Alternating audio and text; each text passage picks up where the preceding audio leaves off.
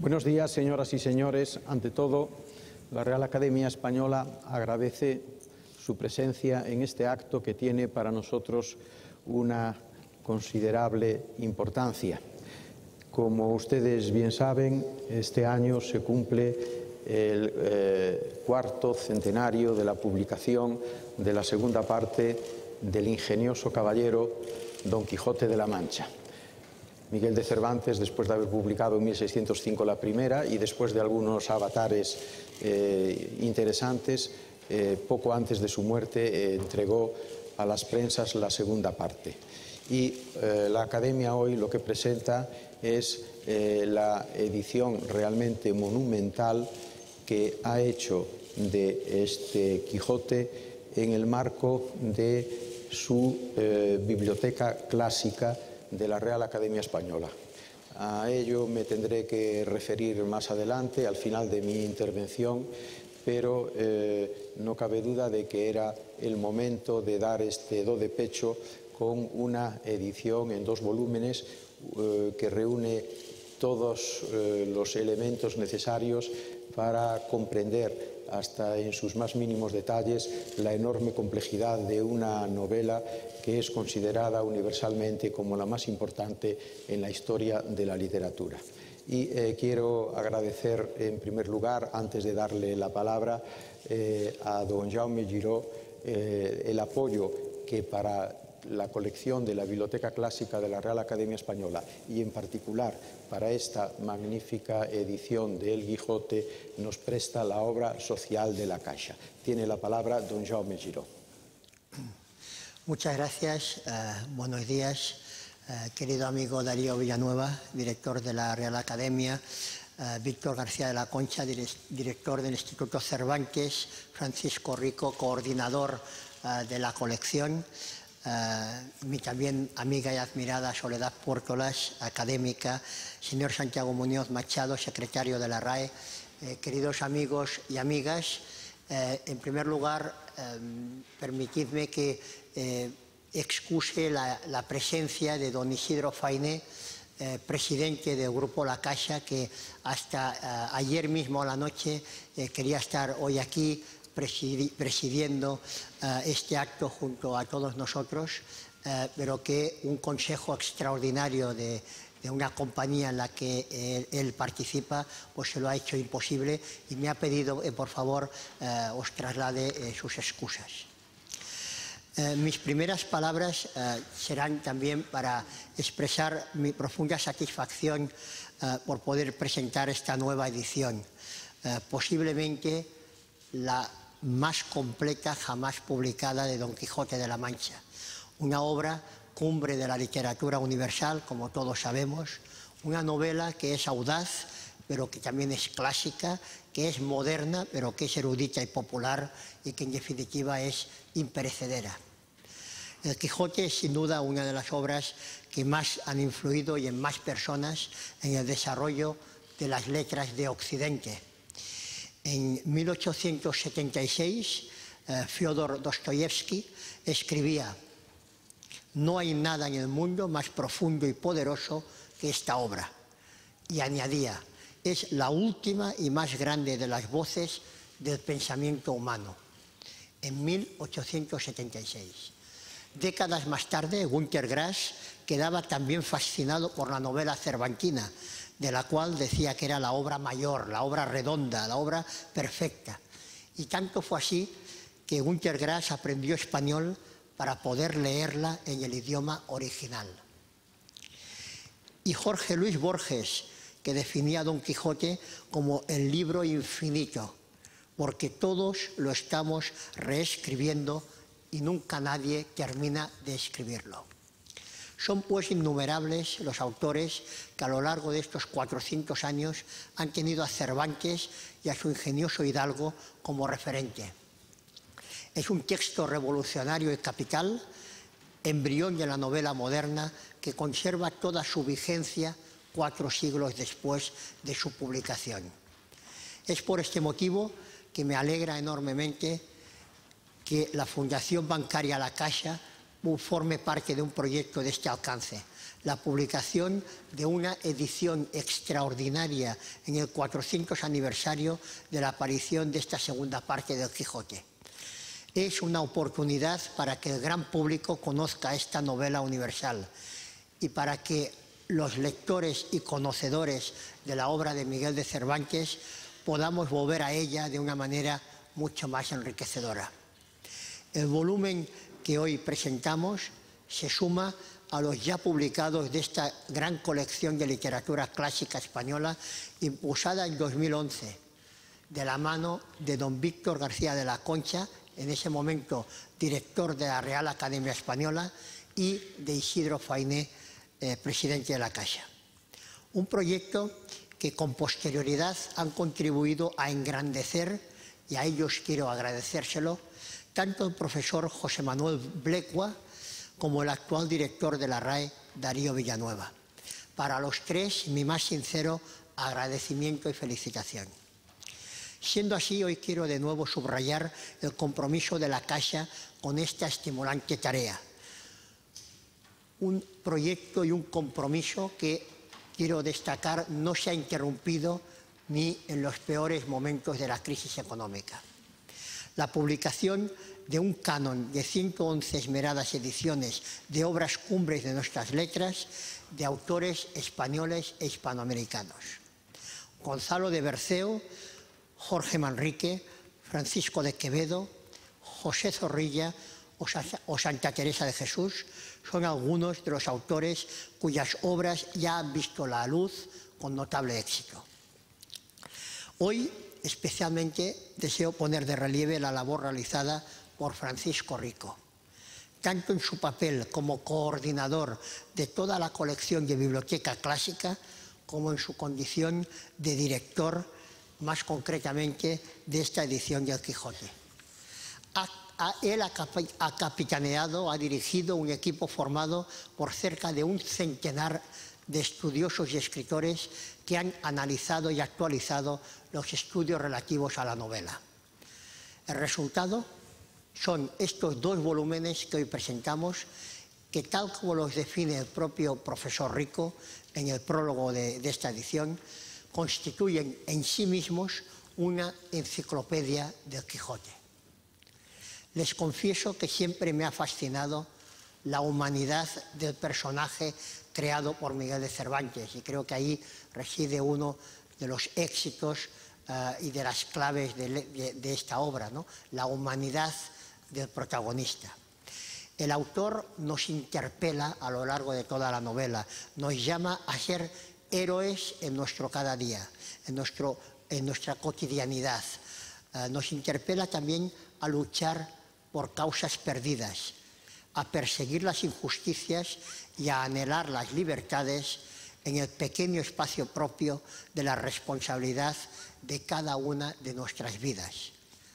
En esta escala humana, estos valores de compromiso y de solidaridad son los que articulan el día a día de la entidad que tengo el honor de dirigir, la Fundación Bancaria La Caixa. La Caixa trabaja sin descanso, os lo puedo asegurar, para mejorar las condiciones de vida de las personas más vulnerables que nos rodean en todos los territorios de España. Y aspiramos, como Alonso Quijano, a construir una sociedad más justa y con más oportunidades para todos. El conocimiento tiene un gran poder de transformación social en su capacidad de contribuir al crecimiento tanto individual como colectivo.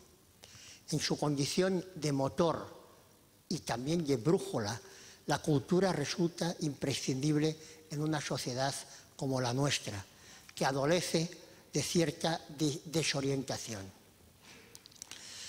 Esta desorientación hace que a menudo los problemas, como los molinos, se agiganten.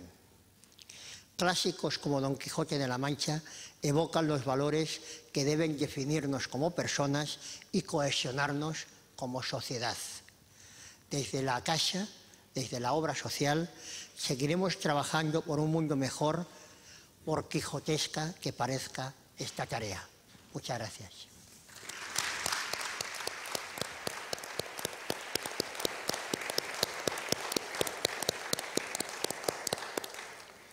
Tiene la palabra la académica doña Soledad Puertolas.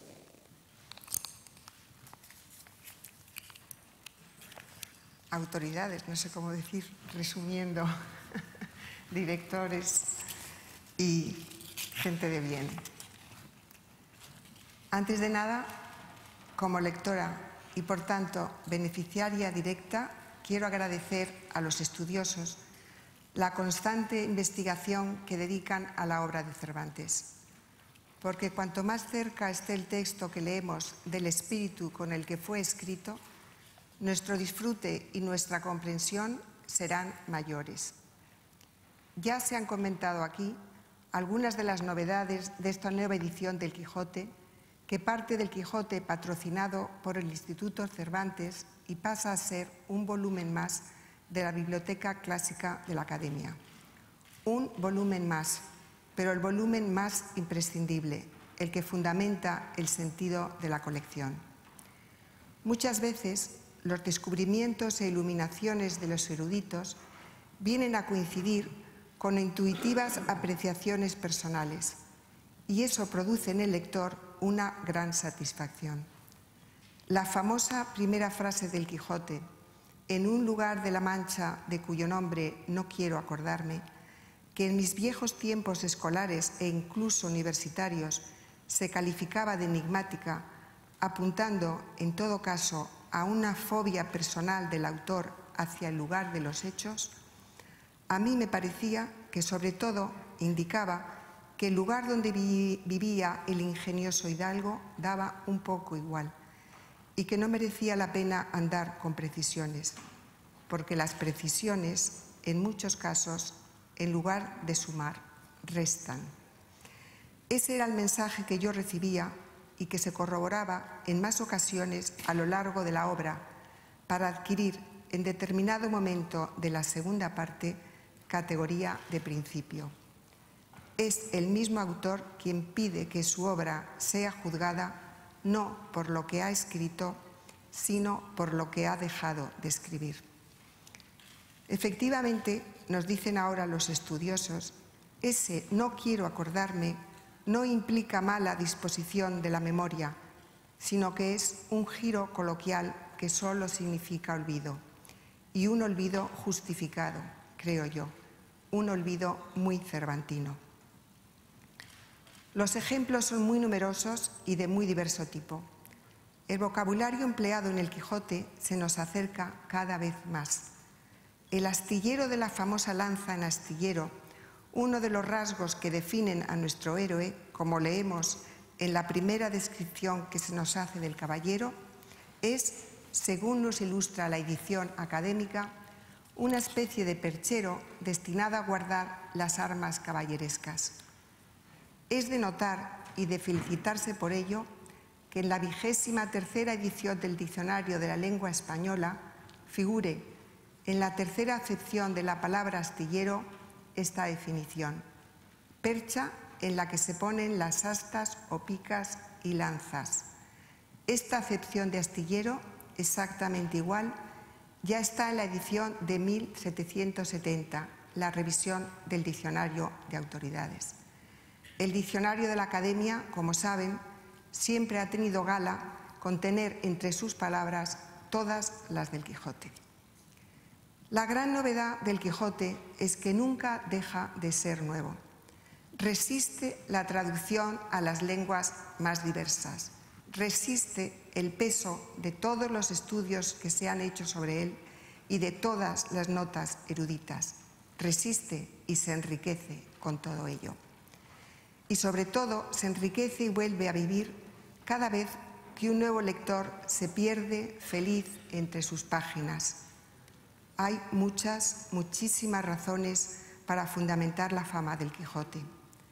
Finalmente, y por encima de todo, es el nuevo lector el encargado de renovar el rito, la consagración, la proclamación de la maestría, de la genialidad. El rito consiste en leer el Quijote.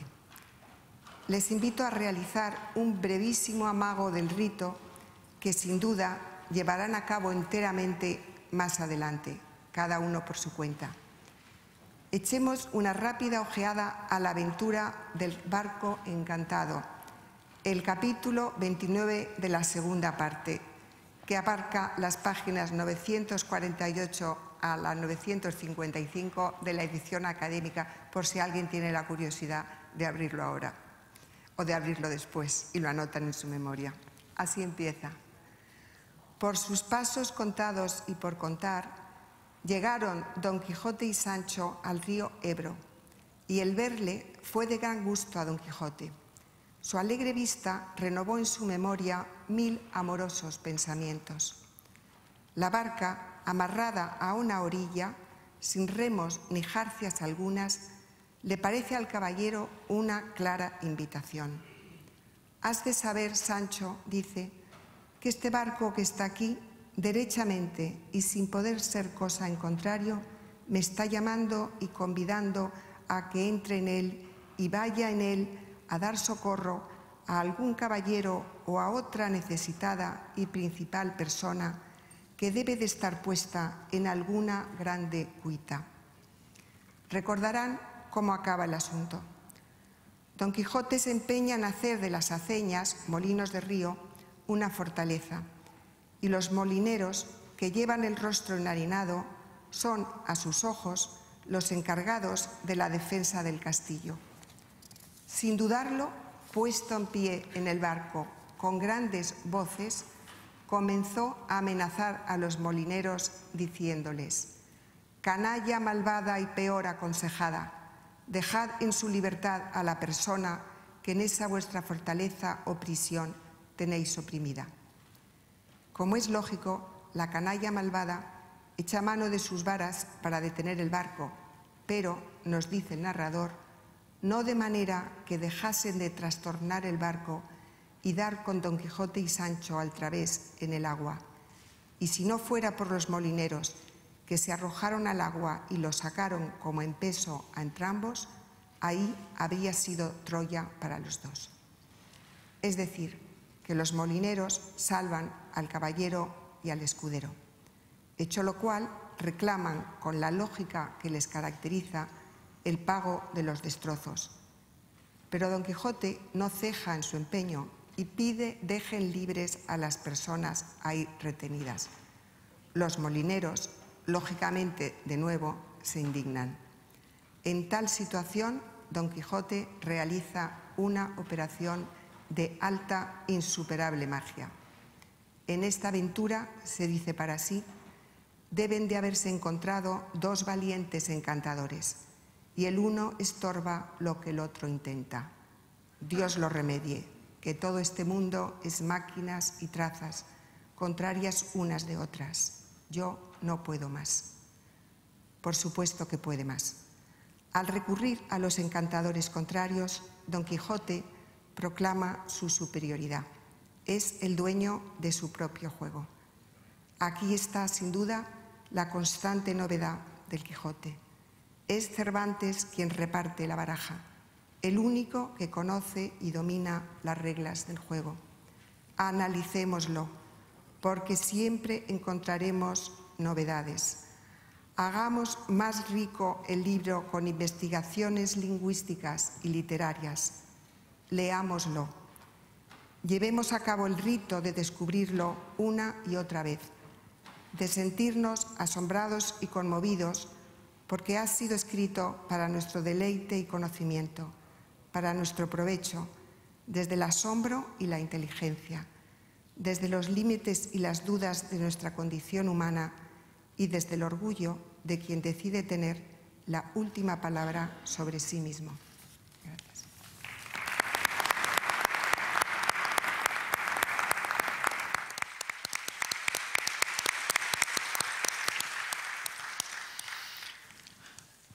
Tiene ahora la palabra don Santiago Muñoz Machado, secretario de la Real Academia Española. Director, señoras y señores, se habían producido ya muchas ediciones del Quijote antes de que la Real Academia Española se preocupara directamente del texto más universal de las letras españolas. La edición Princeps de Juan de la Cuesta, aparecida en 1605, estaba llena de errores, aunque nadie lo supo a lo largo de todo el siglo, ni lo remedió ni en ese ni en el siguiente. Se reeditó en 1605 y 1608, con lo que se calcula que llegaría en total a unos 5.000 ejemplares. Se sabe que en 1623 aún no se había agotado la de 1608 y en el almacén le quedaban al editor Juan Robles 400 de la única tirada de la segunda parte publicada en 1615. No se volvió a reeditar hasta 1636. Estos primeros eran libros secos y desvalidos de cualquier adorno, planos, incomparables con las lujosas ediciones ilustradas que se ponían de moda a partir de la aparecida en 1662 en los Países Bajos. Luego vendría la popularización de la obra con las ediciones de bolsillo en 4 tomos de Juan Llolís desde 1755. Para entonces ya estaban en el mercado las ediciones inglesas. La más solvente y hermosa fue la de J.R. Thompson de 1738. La Real Academia Española se movilizó por amor propio a la vista de estas realizaciones y parece también que porque no se usara en el extranjero el Quijote como una obra satírica contra los vicios característicos de los españoles, y decidió, según se lee en el acuerdo, hacer una impresión correcta y magnífica del Don Quijote que vio la luz en 1780.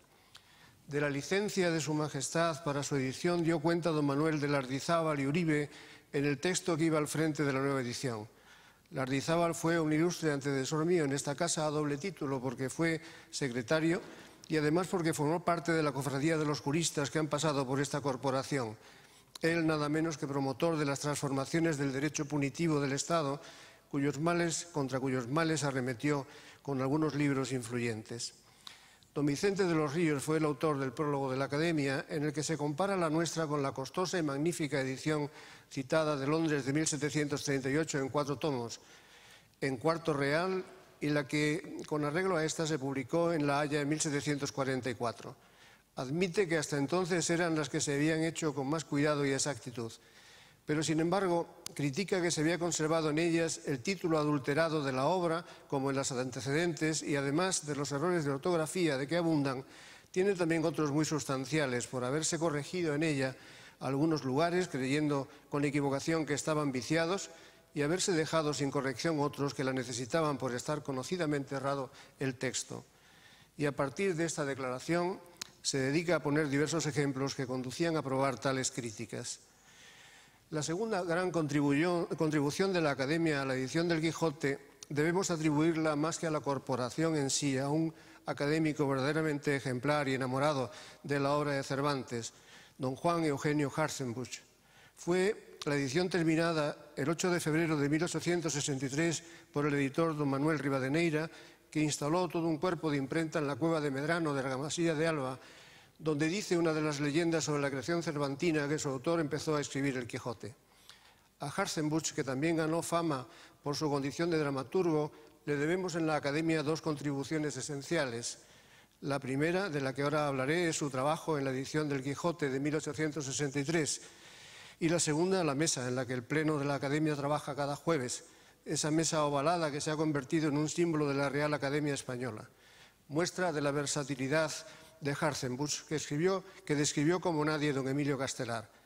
Pasó de oficial de carpintero a tornero de sillas, de tornear sillas a escribir taquigráficamente, de escribir taquigráficamente a verter dramas franceses al español, de verter dramas franceses a urdir arreglos de las comedias antiguas para el teatro moderno, de urdir arreglos en obras ajenas a idear alguna propia.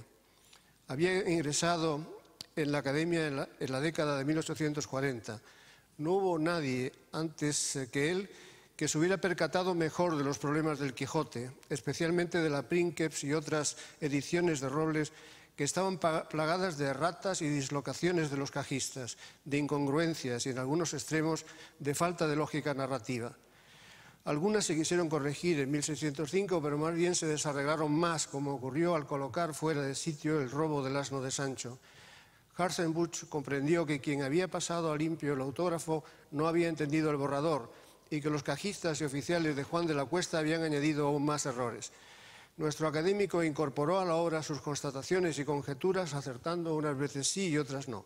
En la mayor parte de las ocasiones se limitó a anotar respetuosamente los errores constatados, que fueron objeto de las famosas 1633 notas posteriores a la edición de 1863.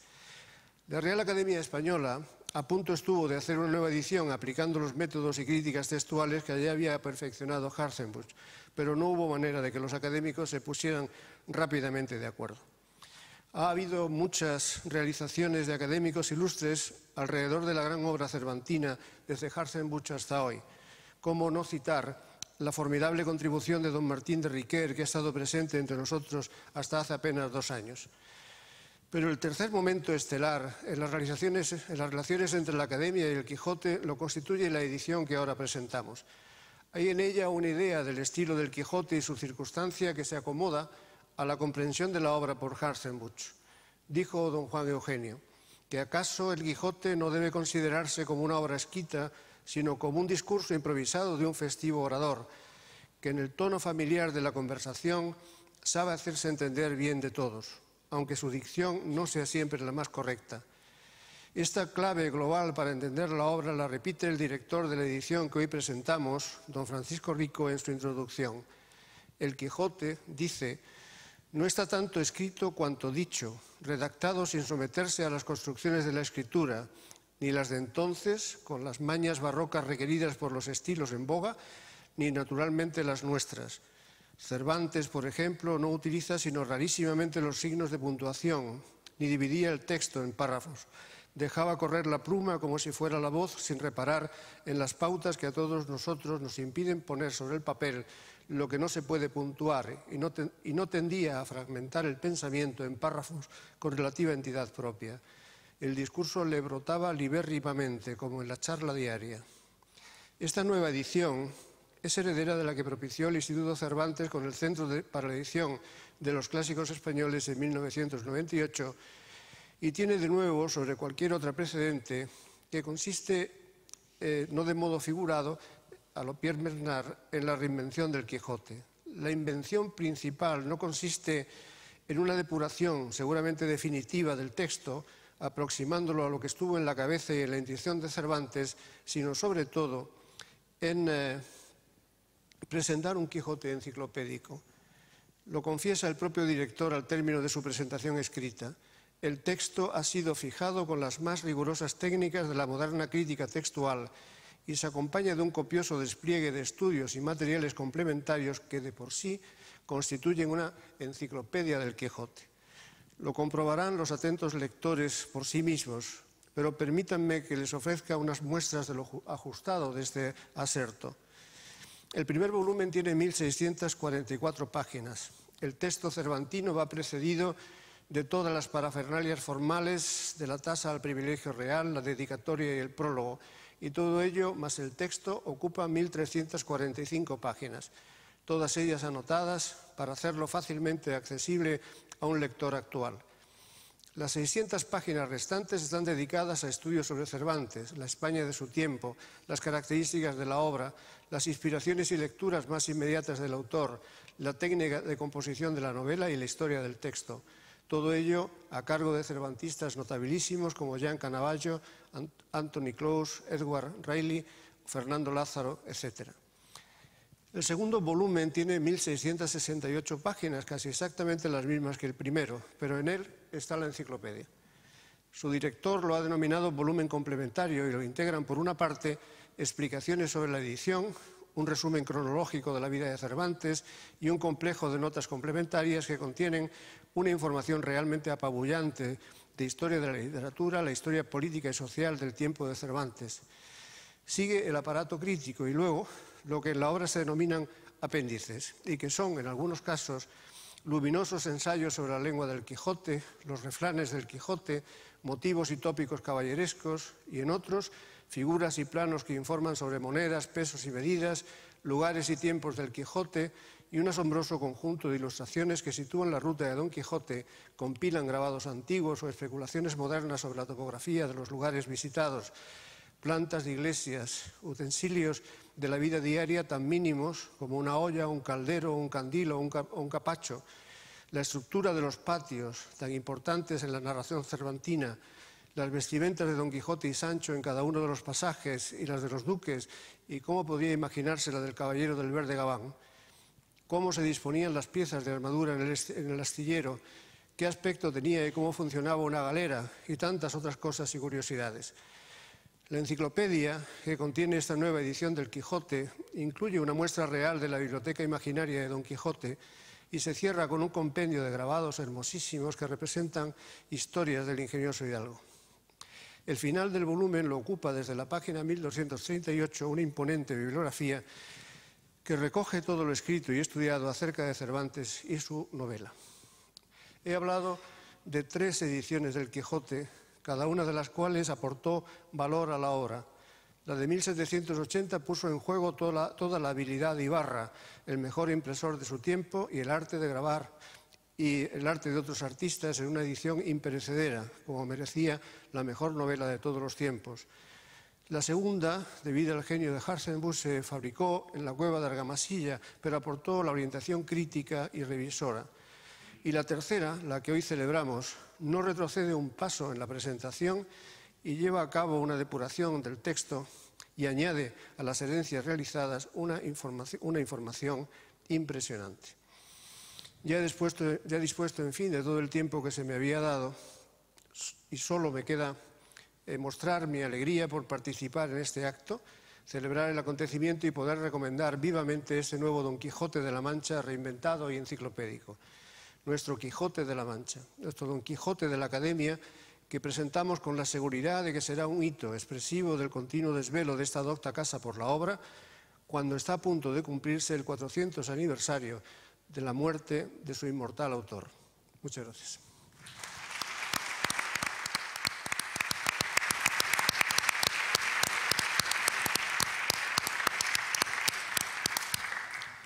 Le pido ahora al director de la colección de la Biblioteca Clásica de la Real Academia Española y director también de esta edición del Quijote, don Francisco Rico, que suba al estrado para dirigirnos la palabra.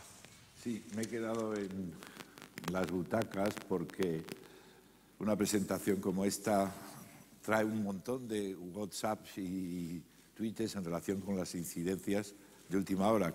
Lamentamos, por ejemplo, la ausencia de don Isidro Fainé y podemos anotar presencias nuevas, pero el punto que a mí me ha dejado un poco frustrado, diré, es que esta presentación en una colección como la Biblioteca Clásica, patrocinada por la Caixa y editada por el Círculo de Lectores en Barcelona, tenía que haberse hoy realizado en Barcelona.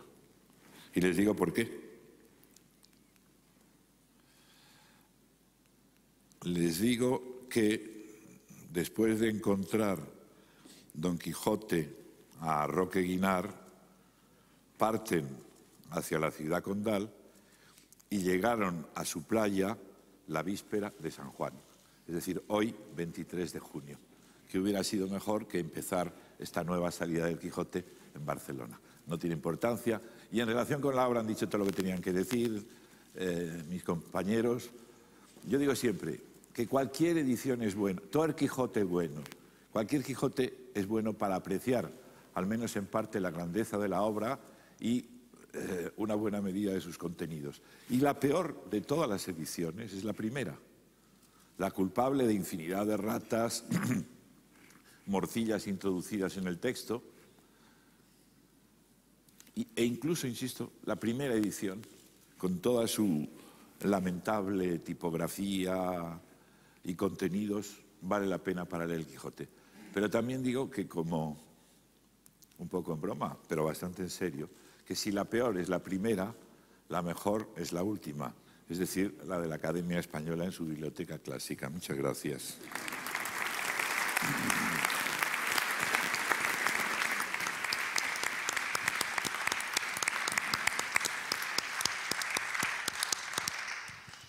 Le pido ahora a don Víctor García de la Concha, director del Instituto Cervantes, que tome la palabra. Recién creado el Instituto Cervantes, que va a cumplir 25 años el próximo,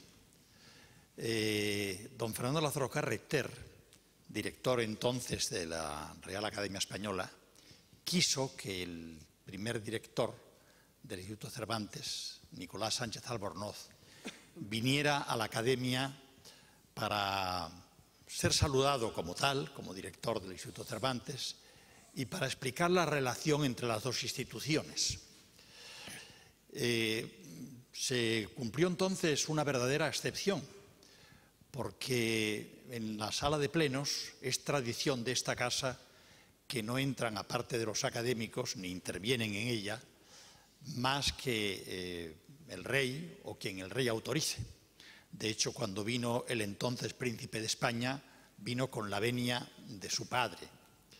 Pero en aquella ocasión, Fernando Lázaro Carreter estimó que, en efecto, surgía una circunstancia nueva e importante.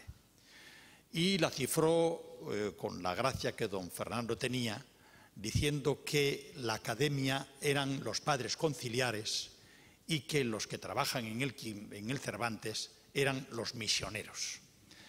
Bueno, en efecto, ese esquema se ha continuado y en el mismo año 1992 el Instituto Cervantes suscribió un convenio con la Fundación Duques de Soria. Saludo al señor Duque de Soria, que entonces contaba entre sus programas con el Centro para la Edición de Clásicos Españoles y aportó la considerable cifra de 13 millones de pesetas de entonces. Y continuó siempre el Instituto Cervantes considerando este Quijote como suyo. De hecho, en la portada así figura: Quijote del Instituto Cervantes.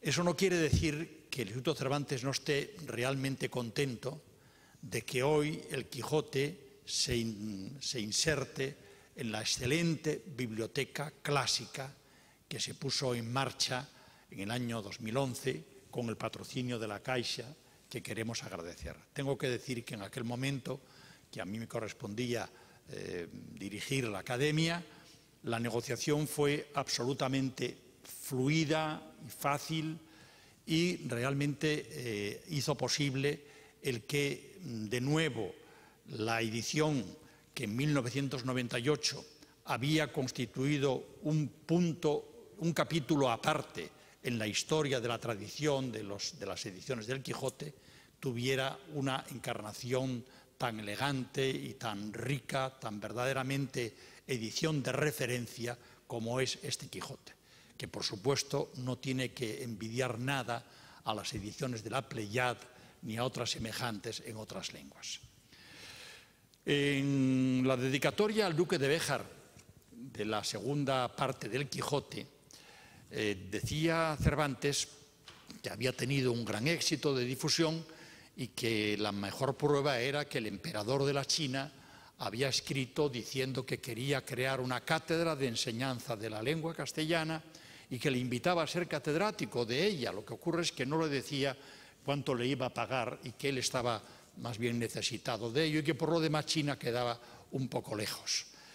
Realmente Cervantes no tenía presente en aquel momento la metodología de la enseñanza comunicativa de las lenguas y así la enseñanza comunicativa, el plan comunicativo del español. Pero es verdad que por la razón que acaba de apuntar y acaba de recordar, citando a don Francisco Rico, don Santiago Muñoz Machado, el Quijote está más dicho que escrito. Y como está más dicho que escrito, es efectivamente un gran libro, hubiera sido entonces y sigue siendo hoy, un gran libro para enseñar español. Prueba de ello es que en todos los centros Cervantes en el mundo, y son en estos momentos 90, en todos los centros Cervantes, en sus bibliotecas, mejores o más reducidas, está siempre, como no, el Quijote. Y gracias a ello ha podido el Instituto Cervantes realizar y tener todavía ahora ofrecida una preciosa exposición de las traducciones, 142 idiomas, traducido el Quijote, y con ejemplares en su mayor parte provenientes de las bibliotecas de los centros Cervantes. En efecto, ese Quijote más dicho que escrito es un modelo formidable de la tarea que el Cervantes, a través de las 2.000 personas que trabajan en el Cervantes, 1.000 en concreto en la enseñanza y en la difusión de la cultura, pueda siempre llevar el Quijote como apoyo. Si tuviera que aducir una autoridad más en este sentido, no dudaría en traer a la memoria la autoridad de Jorge Luis Borges, que hablando de la escritura cervantina y comparándola con la de Shakespeare, comparaba el final de las dos figuras centrales. Realmente decía Shakespeare, con todo lo demás, en la muerte de Hamlet, todo lo demás son palabras, es una cursilería, decía Borges, porque en definitiva Shakespeare era muy cursi. Y en cambio no era cursi, sino era persona y escritor verdaderamente supremo, Miguel de Cervantes, que conseguía el milagro de, con palabras dichas más que escritas, lograr la expresividad más formidable. Así ocurre efectivamente en el último capítulo del Quijote, donde se narra la muerte del Quijote. Mientras el bachiller, el cura y Sancho Panza se esfuerzan en que Don Quijote vuelva a su locura y sea haciendo de pastor como las novelas pastoriles, el Quijote, en La niña de Jorge Manrique, viene a decir que querer hombre vivir cuando Dios quiere que muera es locura y que a él le ha tocado morir. Y entonces Cervantes, por persona delegada, que es su cronista, su escritor, cuenta que simplemente el Quijote, digamos, entregó su espíritu. Quiero decir que se murió. Entregó su espíritu era efectivamente la traducción directa de los Evangelios, donde se cuenta la muerte de Cristo diciendo et inclinato capite emisit spiritum. Entregó su espíritu. Y Cervantes añade de inmediato, quiero decir que se murió. Y comenta y glosa Jorge Luis Borges, qué milagro de la lengua castellana ese se murió, que es efectivamente... Bueno, era efectivamente un caso verdaderamente eminente de lo que es la enseñanza comunicativa del Quijote. Como don Francisco Rico está haciendo ya gestos que sin duda significan apostillas a mi explicación, y soy seguro que sin duda ninguna las tendrá, porque él conoce muy bien ese capítulo y todo lo que en él se cuenta de los libros piadosos, etcétera, que dejaron entre librería, termino recordando esto. Este Quijote es del Instituto Cervantes. Este Quijote está el Instituto Cervantes verdaderamente feliz de que encuentre su acomodo y su mejor difusión y presentación en la biblioteca clásica que publica la Real Academia Española con el patrocinio de la Caixa. Muchas gracias.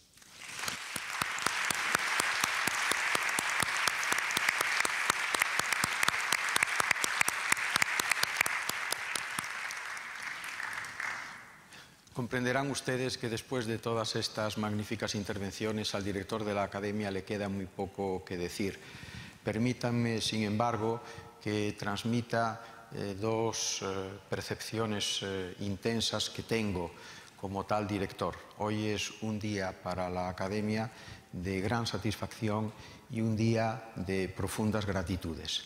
De gran satisfacción porque ciertamente con un poco de retraso hemos cumplido una encomienda que viene de atrás. Con motivo del tercer centenario de la aparición de la primera y la segunda parte del Quijote, es decir, el periodo que fue entre 1905 y 1915, tuvo lugar en España un movimiento muy amplio de reivindicación de la necesidad de promover la lectura, el conocimiento del Quijote. Esto llegó incluso al sistema educativo. Hubo también diversas iniciativas para erigir monumentos a las figuras inmortales de Miguel de Cervantes y, concretamente, en el año 1912 el Gobierno promulgó un Real Decreto por el cual encargaba a la Real Academia Española la realización inmediata de dos ediciones. Una edición popular y escolar del Quijote y otra edición definida como crítica y erudita. Esto viene del año 12. Nos hemos tomado un poco de tiempo, pero el año pasado se ha publicado la primera de esas dos ediciones, la popular y escolar, y esta es la gran edición crítica y erudita que la Real Academia Española, a partir de un trabajo que, como se acaba de decir, viene de atrás y nace de una iniciativa felizmente apoyada por el Instituto Cervantes, ha dado unos resultados verdaderamente espléndidos. En cuanto a las gratitudes, por supuesto no quiero olvidarme a los editores, a Espasa y al Círculo de Lectores. No es fácil elaborar una obra de estas características, pero sin duda alguna quiero destacar de nuevo, una vez más, a la obra social de la Caixa, porque ella es la que ha posibilitado que celebremos de la mejor manera posible el centenario de la aparición de la segunda parte del Quijote. Pero no solo eso, esto está incluido dentro de la serie de la Biblioteca Clásica de la Real Academia Española, que serán en su conjunto 111 títulos, desde el Cantar del Niño Cid hasta Los Pazos de Ulloa de Emilia Pardo Bazán. Toda la literatura española desde sus comienzos hasta finales del siglo XIX. Pero en el bloque central de ese repertorio, de ese canon, de ese elenco, figura la obra completa de Miguel de Cervantes Saavedra. Hasta el momento hemos publicado ya Los Entremeses, las novelas ejemplares, La Galatea y ahora El Quijote. Y nos faltan por publicar las comedias, nos falta por publicar, por supuesto, El Persiles y también El Viaje del Parnaso y la poesía de Miguel de Cervantes. Miguel de Cervantes Saavedra es un auténtico monumento literario, no solo para los españoles y para la comunidad de los hispanohablantes. Hace unos cuantos años, concretamente, si mi memoria no me falla, en el año 2004, la Asociación de Escritores de Suecia, el país donde se concede el Premio Nobel de Literatura, hizo una encuesta entre 100 escritores de todo el mundo para determinar cuál era la novela más importante de la historia de la literatura de todos los tiempos. Pues bien, de esa encuesta resultó ganadora precisamente El Quijote, que llevó el doble de votos de la segunda, A la búsqueda del tiempo perdido, de Marcel Proust, siendo la tercera Guerra y paz, de León Tolstoy. Quiere ello decir que cuando los españoles, cuando los hispanohablantes nos jactamos de tener en nuestro repertorio y en nuestro patrimonio literario a Miguel de Cervantes Saavedra y al Quijote, no estamos exagerando, no estamos yendo más allá de lo que la justicia indica y de lo que el reconocimiento universal nos acredita y nos proporciona. No es fácil conseguir este tipo de reconocimientos. Terminaré simplemente diciéndoles que un crítico norteamericano, Harold Bloom, que tiene a Shakespeare como el autor de la Biblia laica, que considera que después del libro sagrado, el conjunto de la obra de Shakespeare es quien inventó la propia condición humana, en una declaración francamente muy hiperbólica.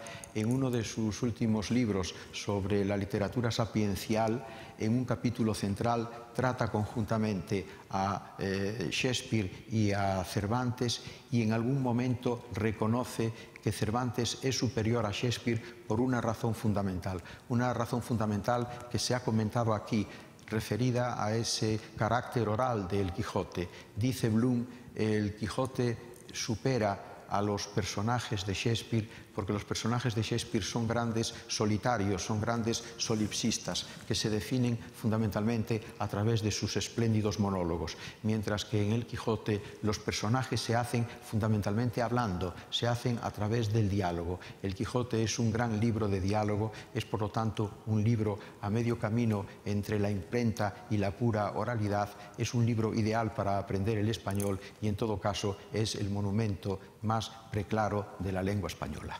Muchas gracias.